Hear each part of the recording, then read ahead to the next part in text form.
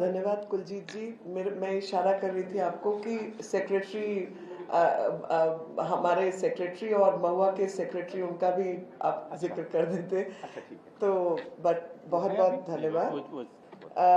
आज की जो मीटिंग है वो बहुत ही ऐतिहासिक मीटिंग थी, एक स्पेशल काउंसिल की मीटिंग थी और मैं सबका धन्यवाद देती हूँ कि सर्वसम्मति से ये रेजोल्यूशन पास हुआ है।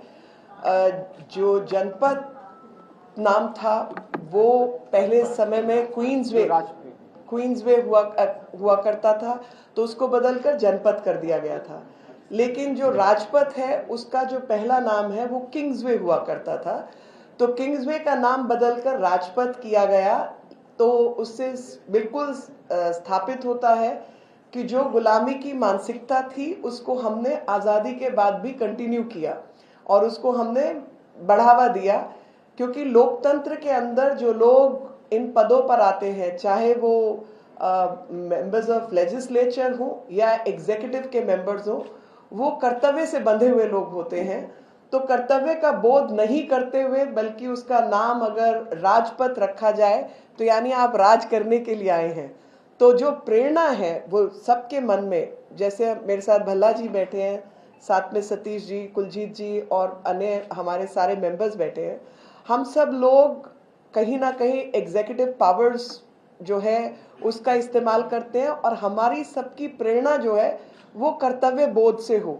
और प्रधानमंत्री जी ने ये बात पहले भी कही थी कि 75 साल आज़ादी के पूरे हुए, आज़ादी का अमृत महोत्सव देश मना रहा है और आज़ादी का अमृत महोत्सव जब देश मना रहा है तो जितने भी चिन्ह हैं, जितने भी निशान हैं एक गुलाम भारत के और इंपीरियलिस्टिक पॉलिसीज़ के, उसको हमें बदलना होगा।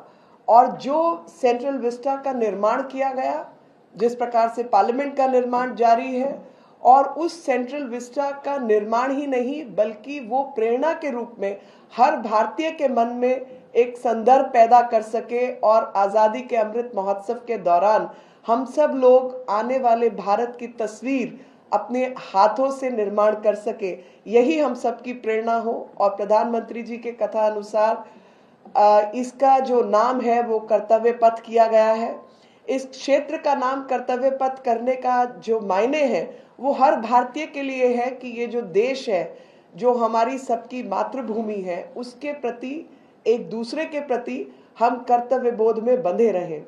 अब तक की जो सामाजिक समीक्षा रही उसमें हम अधिकारों की बात करते रहे, लेकिन भूल गए कि कर्तव्य अधिकारों का ही दूसरा हिस्सा है। अगर हम कर्तव्य से प्रेरणा लेकर अपना अपना कर्तव्य का पालन करें तो कहीं ना कहीं उसमें दूसरे के अधिकारों का पालन खुद ब खुद करता है, तो बच्चों के अधिकार खुद ब खुद पूरित हो जाते हैं। और अगर बच्चे अपने कर्तव्यों का पालन करते हैं तो पिता और बुजुर्गों के अधिकार अपने आप पूर्ण हो जाते हैं।